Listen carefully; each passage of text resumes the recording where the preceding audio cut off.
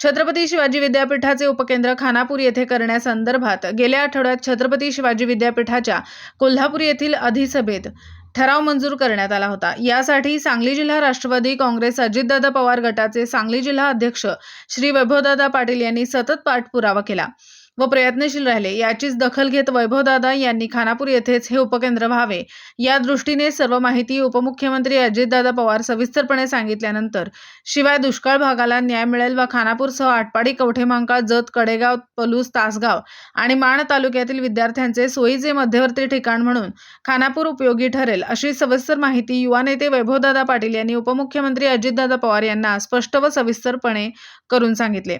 यावरती तातडीने छत्रपती शिवाजी विद्यापीठाचे उपकेंद्र करण्याबाबत त्वरित कार्यवाही करावी याबाबतचे आदेश उपमुख्यमंत्री अजितदादा पवार यांनी उच्च व तंत्र शिक्षण विभागाच्या सचिवांना दिल्याची माहिती राष्ट्रवादी काँग्रेस अजित पवार गटाचे जिल्हाध्यक्ष श्री वैभवदादा पाटील यांनी माहिती दिली। विटा प्रतिनिधी शिराज भैया शिकलगार।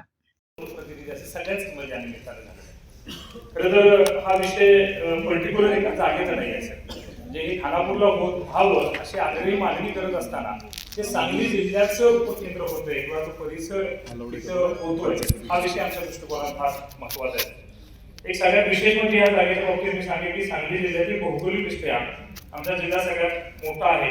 त्याच पद्धतीने कायमस्वरूपी दुष्काळी परिसर म्हणून आमच्या परिसराला बघितलं जातं। थोडा आता सर्वांच्या प्रयत्नाने, सर्व लोकप्रतिनिधीच्या प्रयत्नाने आता थोडं शेतीच्या पाण्याचा प्रश्न असेल, पिण्याच्या पाण्याचा प्रश्न असेल या निमित्तानं आमच्या आता सुटलेला आहे। तरी परंतु जिल्ह्यातील अशी काही गावं आहेत, म्हणजे दिघेची सारखं गाव असेल, उमदी सारखं जत तालुक्यातलं गाव असेल, त्याच पद्धतीनं इकडे खटाव मान परिसरातली काही गावं असतील, फलटण सारखं शहर असेल, इथून जे विद्यार्थी आज शेकडो किलोमीटरचं अंतर पार करून या विद्यापीठाच्या कोल्हापूरला येत असतात, या सर्वांची सोय होण्याच्या दृष्टिकोनातून ते ठिकाण फार योग्य आहे असं आमच्या सर्वांचं मत आहे। पाठीमागं जे उपकेंद्र होण्यासाठी जागेची उपलब्धतेसंदर्भातला विषय होता, तर तिथं महाराष्ट्र शासनाच्या नावावरती गायरांची 100 एकरपेक्षा जास्त जागा तिथे उपलब्ध आहे।